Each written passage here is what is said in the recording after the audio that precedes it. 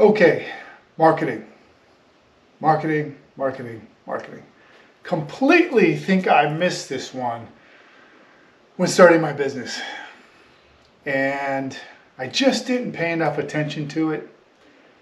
It's something I didn't really budget for. And now, since the company's been open for 2.5 months, I realize kind of my mistake I made. Or at least maybe there's things I didn't know that I know now that I'm going to kind of share with everybody here. So let me take a look at my business plan that I put together. I did do a business plan, and I've only really hit about 50% of what I wanted to hit. But I get into the marketing plan, and basically my marketing plan was kind of like executing some stories, some video, getting social media going, Instagram and Facebook, doing this thing where we're going to spend some money just with brand identification on social media. And then from brand identification, then we can then go right in for the sale. And through the sale, you can create a funnel down through the website and then, really make that conversion that you think is going to happen. And we did all that. And big fat goose egg. It was money spent and just nothing, like unbelievably nothing. What are you doing, Miley? Go. It's not time to go yet. No, I'll take you out after we do this, okay? Go sit down. So basically, and so let me get into some of the difficulties I've had with marketing in the beginning. First off, you start a new business and the problem is everybody's coming after you on LinkedIn, on social media, especially when you get your social media channels going. Every marketing agency, every independent marketing person, every SEO strategist are just laser focused in on you because you're a new company. And who is probably the most vulnerable to a marketing agency or a group of people who are just trying to collect the money and they're not really trying to help you market would be a new business, because you're going to have so many doubts when things aren't working out the way they should be. And really, I just have not engaged with any of those people because they're really not going to help me in any formidable way, because I really kind of know the strategy. You create the content, you create the brand, you create the messaging, you then invest in social media. Let's say we do up to 10 ads on a certain amount of ad spend, over 300,000 people maybe, and then you identify who is actually engaging with your ads on social media, and then that's when you take that analytical data, once Meta has all the data about who's interacting with your brand and your message, and then you go in right for the sale. And then from that you have your funnel, which is social, people coming into your website right to the product that you want them to buy, and then right to your checkout cart, and cha-ching, you make money. Well, right now it's really hard to do that, especially where I'm at, because I don't have bicycles yet. And my bicycle bags we're really hitting a lot of delays. So the only thing I really have to sell in mass is clothing, and everybody's selling clothing right now. Everybody's selling clothing. So not only that, in April, Facebook or Meta halved their marketing costs. So if you're a company coming into the summer, the cost of advertisement's gone down by half. But the amount of advertising Meta is doing has actually doubled or maybe even tripled. That's why we look at their latest Q2 financial reports, and their stock went up because they've made tremendous revenue through that strategy. But for me as a new company, now I'm standing in a room with just tens of thousands of people screaming at customers, come buy my stuff, come buy my stuff, come buy my stuff. And it doesn't really work. It's oversaturated market. So that's a problem. Money invested, zero sales from social media. And I didn't figure it out until 3 weeks ago. That why am I doing this? This is really I'm really just kind of shotgunning out to the world, buy some clothing, which is stupid, because you can buy clothing anywhere. The bicycle bags are different. We are bringing something to the market that is waterproof material. It's close to Apidura quality material, but at 60% of the cost. And it's colorful. It's amazing. And we don't have bicycles yet.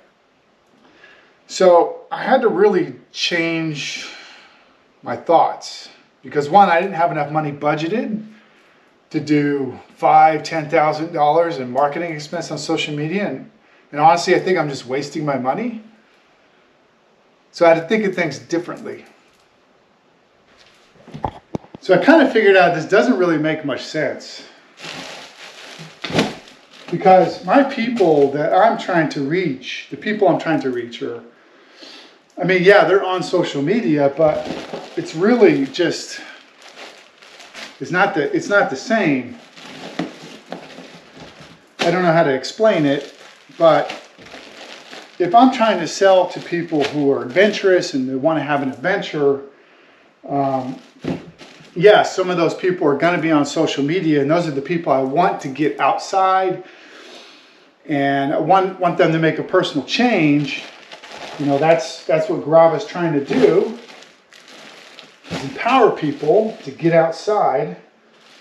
I love the shirts and stuff. But really, I'm wasting my money. And I could be using that money to support people who are already doing things outside. And that's kind of what I made a decision. I was in not a meeting, but I met up somebody in my local area that I know, and their significant, their other person that was with them is setting up a bicycle race. And they were getting around the discussion of promoting it. And I was kind of really hesitant in the beginning because, I just don't have a lot of money for marketing. And so I really wasn't able to commit to this person's race for sponsorship and stuff like that. And then there's a bicycle race coming up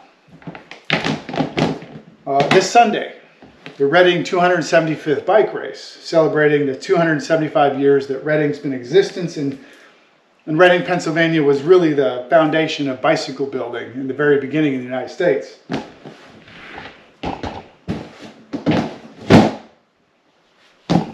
And so I dedicated money to that race and prizes.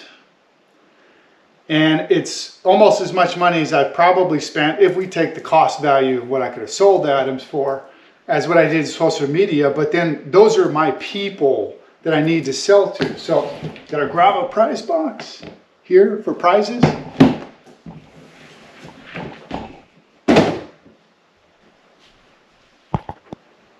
So I need to get more involved with local events and supporting local events like bike races or anything people are doing outside. That's where Grava needs to be, not on social media. We need to be outside supporting people as much as we can without, going bankrupt and finding ways to get out there and support these communities in a way that's bigger than what like big companies, you don't really see REI or anything doing these sort of things in these small communities. So we really just need to get out and support and inject ourselves into these smaller events and support the people who are really out there doing things and trying to make a significant impact on getting people outside. And somebody who does a bike event is doing what I'm trying to do, which is getting people outside and doing something. No different than what I'm trying to do at Grava, really. But getting back to the social media sales, everything you see online right now is 40% off, 30% off, 50% off. And there's a reason for that. Like these companies, like when a company is selling stuff at these discounts, it's not because they want to, it's because they have to, right? I mean, if you're selling everything that you wanted to sell, why discount it? I mean, if everything's moving at the price point you needed to move, why even say why even sell it at a discount? So I really do believe that when I opened the store June 8th, but I think the recession, at least the beginning of the recession, started in July. So mark my words, July 2023 is probably the beginning of the recession. Now, they don't call recessions until like a year later, and then they'll go back and look at the data and say, oh, okay, it probably started there. But from what I'm seeing, discretionary spending is down. And, you know, and why would and so what people are doing, not people, but companies are doing, is they're just increasing their ad spend because they're not moving anything. You know, I'm thinking of myself as a business owner, and I've been moving inventory every summer at a certain amount. And then all of a sudden I'm not moving inventory like I used to. So what do? I have to increase my ad spend. And oh, hey, Facebook kind of dropped the price by 50%. That's great. So we can do more ad spend, and Facebook's reaping the benefits of that through increased revenue. But at a certain point, ad spend is going to get cut off because people are not going to see that return from their ad spend. So for instance, customer acquisition costs, or CAC. So I spend maybe roughly $1,500 on Google Ads and social media, which is not a lot of money really. And I had 0 customers, so my customer acquisition cost is infinity. But I would say let's say you spent $1,000 and you had a product and there wasn't very many of them out there and people were looking for a product, and you acquired 50 customers and you spent $1,000 on ad spend, then your customer acquisition costs are $20 per person, because 50 times 20 is, 1,000. Now, when you go back to your product, if your gross margin, which is from making the thing and getting it to your warehouse, wherever you're shipping it, to getting it to the customer, that space is your gross margin. Now, if your gross margin on your product is only $20, then you basically not made any money, and your net's actually going to be negative.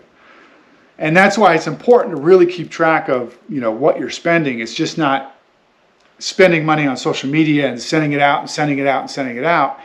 Every time you advertise, let's say I advertise the bicycle wallet. The bicycle wallet has a gross margin. How do I calculate how much ad spend I put on there?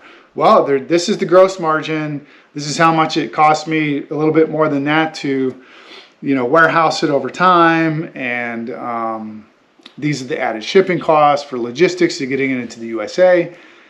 And then I have a little bit of money left, and that's possibly the maximum I could spend and break even on a wallet purchase. And if you just keep spending your money, you're going to find yourself out of money and actually in the negative. You won't have enough money to buy any more product because you've kind of eaten into your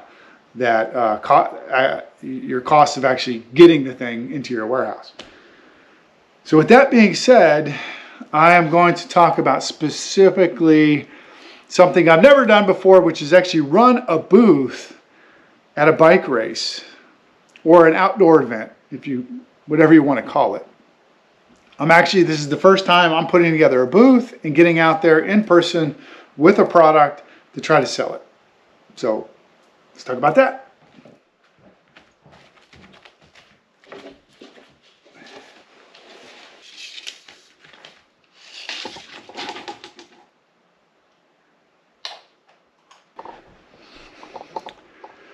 Okay, when starting a business, we're going to have to be resourceful, right? I can't go afford to buy a $2,000, $3,000 booth tent. And so I need to set up a booth. So I already have an existing 10 by 10 tent, and we already kind of have decals or heat transfers. And I'll talk about that here in a minute while I wait for the iron to heat up. So this is called direct-to-film. This is what we use for our clothing. So we take an industrial size printer and we print over the top of this film. And then on the back of this film, what we do is we put a silicone base down, or a powder, and then melt the powder onto the ink.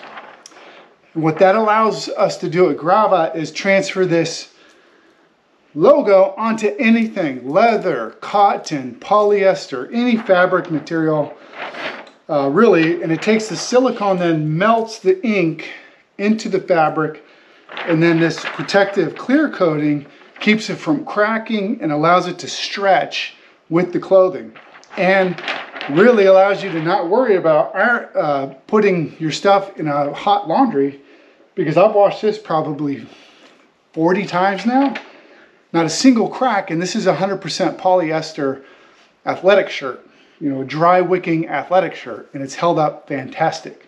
So we're going to take this and actually put it on a tent, a 10 by 10 I already have, just around the edges. And that's it. So let me go ahead and try to see if this works. All right, the iron should be hot enough. I got it centered on the tent. Again, this is kind of non-traditional because you usually use a heat press and hold it for like 90 seconds to really melt the silicone and the ink into the fabric. But I'm going to use a Teflon sheet to protect, otherwise the iron would probably melt all of this. So I'm going to line it all up. Hey, bro. Good, man. I was just, I was looking for the Teflon sheet. I couldn't find it, and then I found it. Yeah, it's in there. Yeah, I know.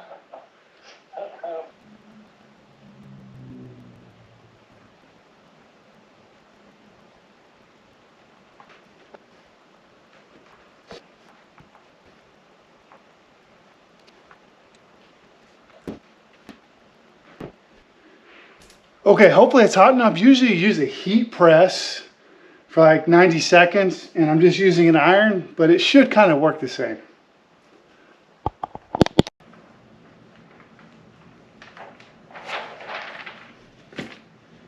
And there we go, just like that. I have a logo on my tent that I paid maybe $70 for.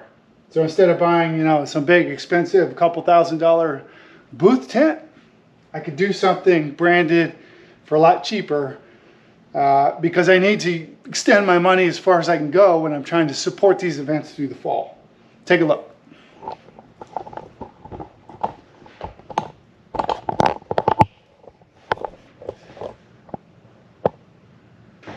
Okay, so there it is. Yeah, I kind of screwed up marketing, at least in my head. I should have been thinking about marketing a bit differently, but there's just so many people coming at you. There's just so much information on YouTube, on TikTok, on Facebook, on the internet that you can see, and you're like, oh, this is not too hard. You just make videos and create your funnels and stuff like that, and it's just not working right now for us. So I had to change my mindset and say, you know what, I need the money I would have spent on marketing, I need to put that back into the fitness, adventure, cycling community, where it'll be much better spent. And I'm right there with the people who might buy my stuff instead of just some random Joe, because TikTok didn't work either. I tried TikTok, and God, that was miserable. Again, I got tons of views on TikTok and it sent 100,000 people your way, but it just doesn't work. Nobody's buying anything. So yeah, I had to change my mindset. So that was my screw up. In the beginning, when forming my company, is thinking this marketing thing was going to be a lot easier, and it's not. And really, I'm kind of just going to fall back to my main strategy now is YouTube content, like I'm doing right now, because it stays around forever. Like if I do a Google ad or I do a Facebook advertisement, once I pay for it, it's gone afterwards. You lose it forever. But doing a YouTube video, it's like evergreen. It always stays there. Even when somebody does a Google search, you will come up as an option. So to me, it just makes sense, since YouTube's free, that I could just make as much content as I want on YouTube. And then two, I need to be getting out to the events where the people who would buy my brand, buy my bicycle bags, and in the future buy bicycles, are located. That's where it's important for me to be. And I just don't know why I didn't get that in the beginning. You know, when you're creating a business plan, marketing is always something like, yeah, we'll market, social media spend, but it wasn't, it needed more attention than I gave it. Luckily, I figured it out after 60 days of opening the store, that this is really just a waste of money. I shouldn't be giving my money to Mark Zuckerberg. I should be giving it to the people who are actually putting on bicycle races, doing hiking and running events, and trying to do something for their community. So lesson learned. To any of the people I talked out there already where I said, oh, I didn't know if I wanted to do or not, I apologize, because I was trying to figure out where we should be marketing, and I finally got it. So if you are in the Reading, Pennsylvania, or the Pennsylvania area, and you are looking for somebody to sponsor or at least provide prizes or something, please email aaron@gograva.com, and I'll see what we can do and if I can get out there. So that's it. Take care, everybody. Bye.